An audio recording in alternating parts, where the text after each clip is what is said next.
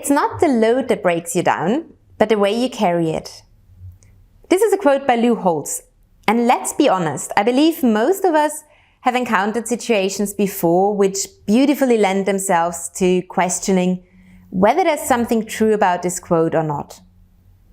Like, for example, think about one of those days where you have a massive to-do list, but somehow you're feeling quite productive, happy, the sun is shining, and you just start chipping away. And one task after the other, the ticks start appearing, and the to-do list wonderfully becomes shorter. But then again, there are other days where you have only 2 or 3 items on your list, and yet you feel massively stressed and under pressure. And maybe you don't even know where to really start. And then at the end of the day, overwhelm has taken over and your list is just about as long as it was before. Sometimes stress seems to simply sneak up on us. And today we want to look into how to handle days like that. Hello, I'm Cornelia. I'm the founder and head of psychology at Brease, the platform for ambitious people who want to lead driven lives with less stress and more ease. And today we want to introduce you to a few methods of stress mastery and the foundations of how to tackle stress after major life events. Now, if you're not quite sure what major life events are, or if you would simply like to learn a bit more about them, then definitely make sure to check out our previous videos. We actually have a really good one on that. But now, let's get started. So, if we talk about stress mastery, or even just stress management, we generally need to differentiate 2 different ways in which we can tackle stress. The first of them is actually tackling the root of the problem itself.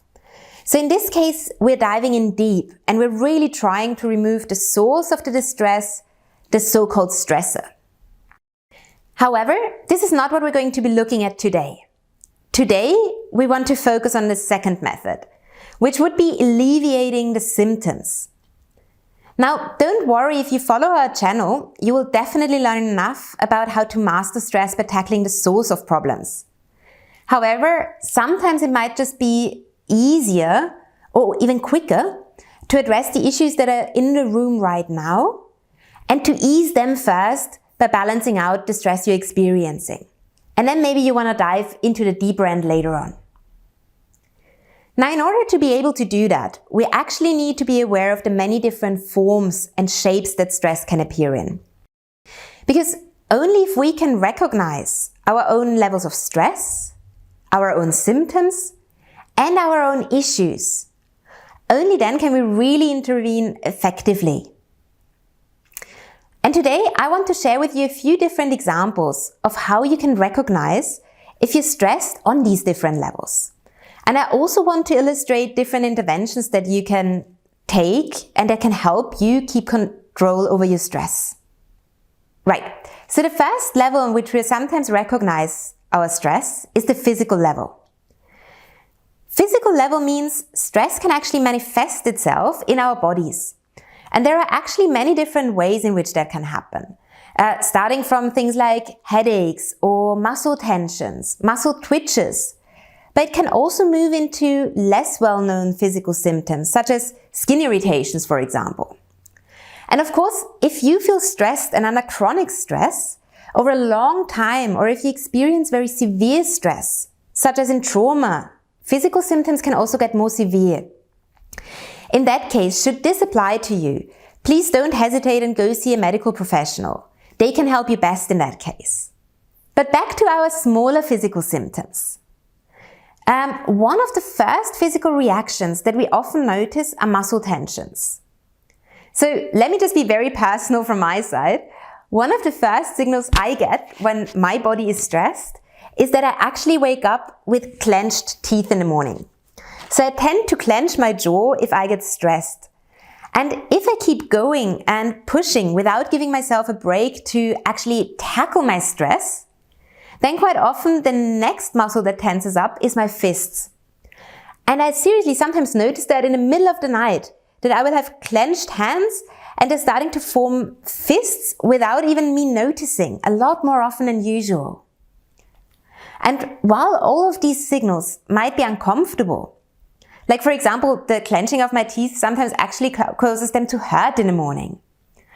The signals still are really good warning signs because they can show us that our body is preparing for a kind of fight or flight situation.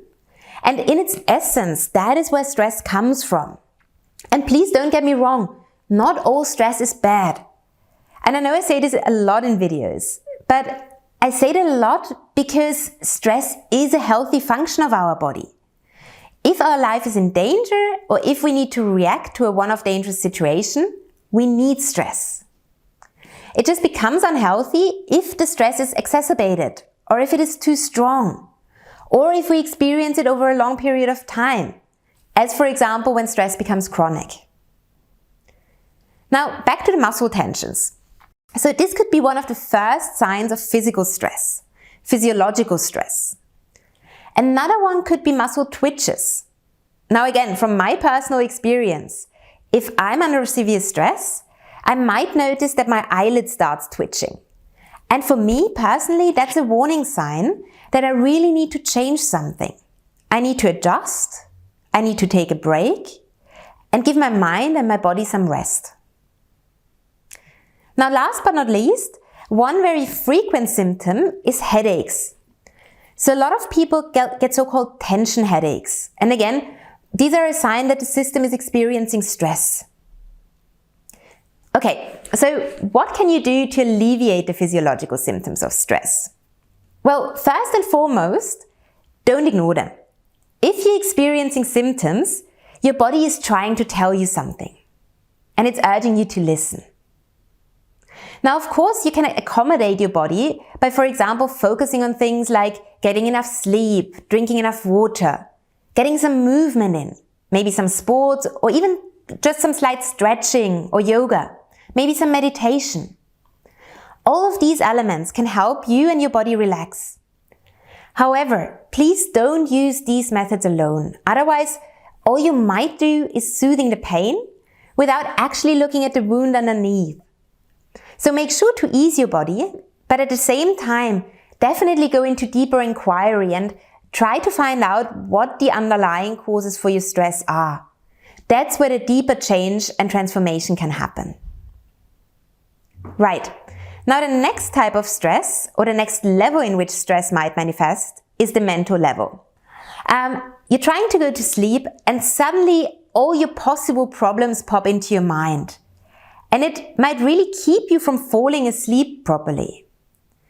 You might also suddenly notice yourself being really focused on anything negative, or you might find yourself worrying a lot.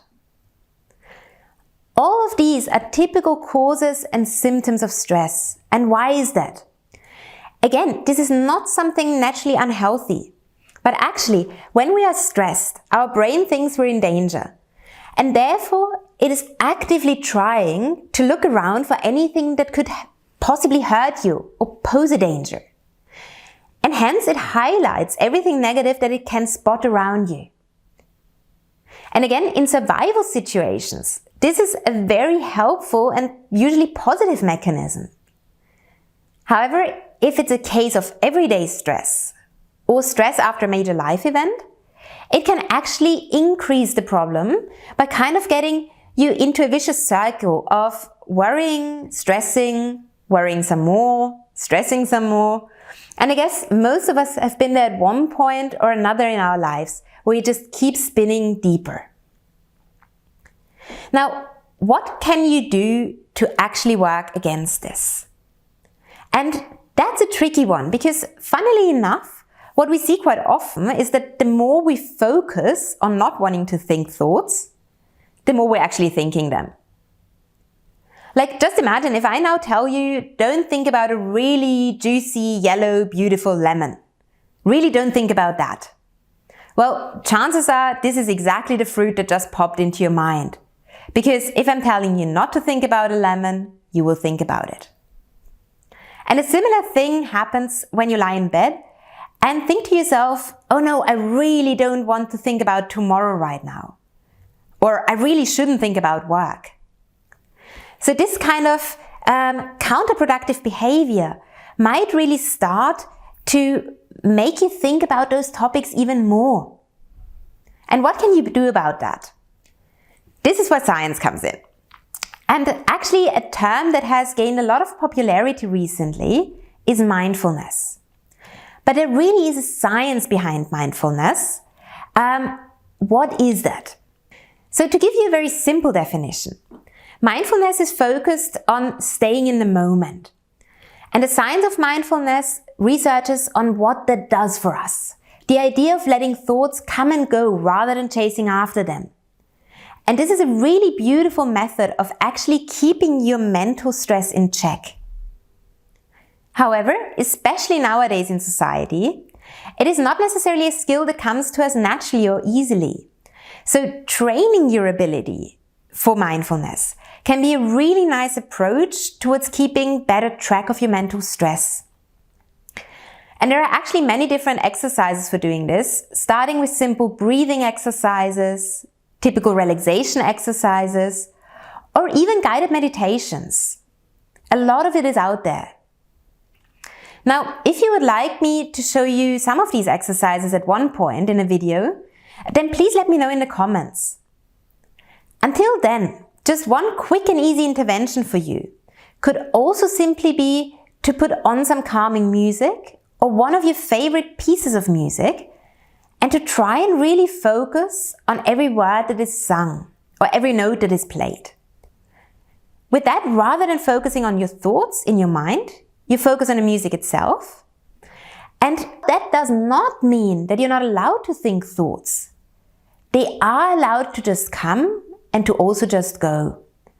And by doing that, you're just not putting your full attention into the thoughts, but rather into something enjoyable for yourself. The third level of stress is the emotional stress. So for example, you might find yourself stressing and being a bit more reactive. So you struggle to control your emotions as much as you would usually do.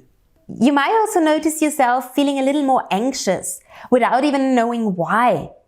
Or maybe feeling disappointed with others more easily. Or feeling slightly under the weather, a little bit down, without really having a reason or noticing a reason. All of these can be emotional reactions to stress. And one thing I observe a lot in companies is that actually our concentration, but also our patience tends to decrease with the level of stress we experience. So we notice that people tend to snap a little bit easier when they're under stress.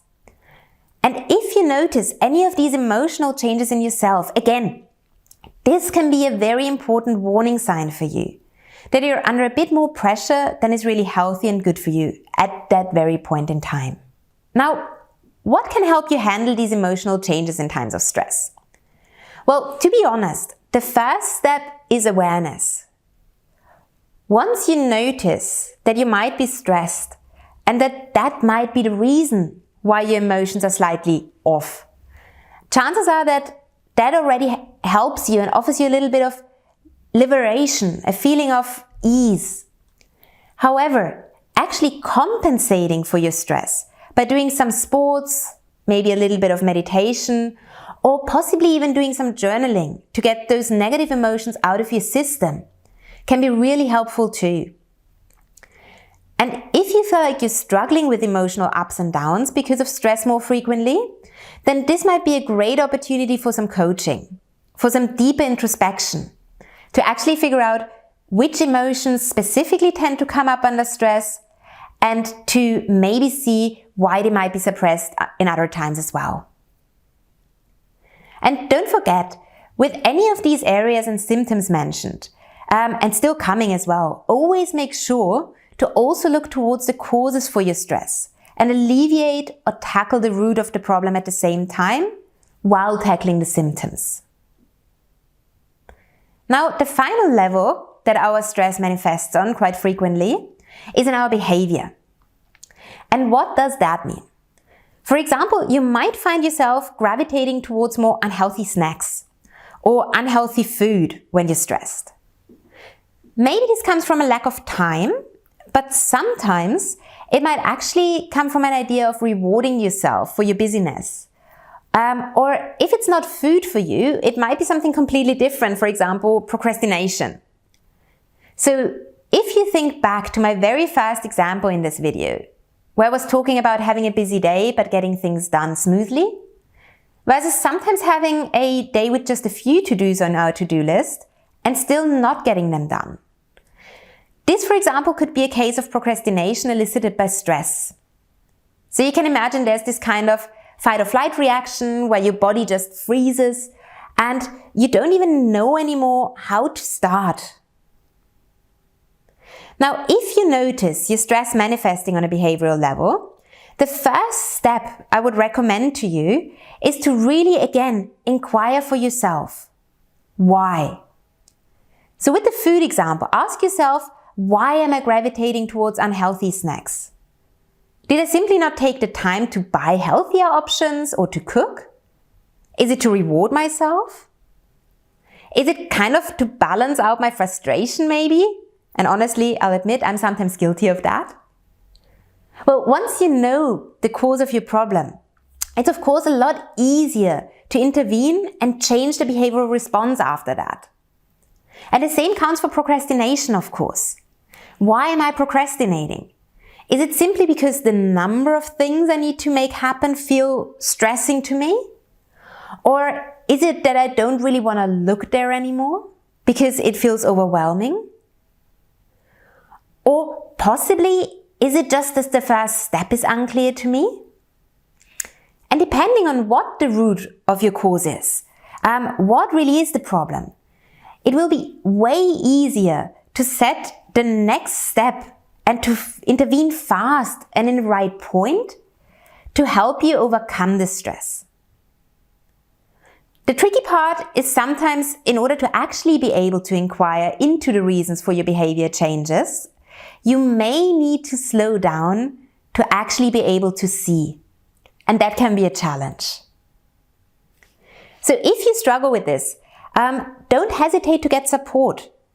And also, if you enjoyed this video, definitely make sure to hit like and subscribe. As you can see today, there are many different ways of tackling the various experiences of stress and working with them to keep them under control.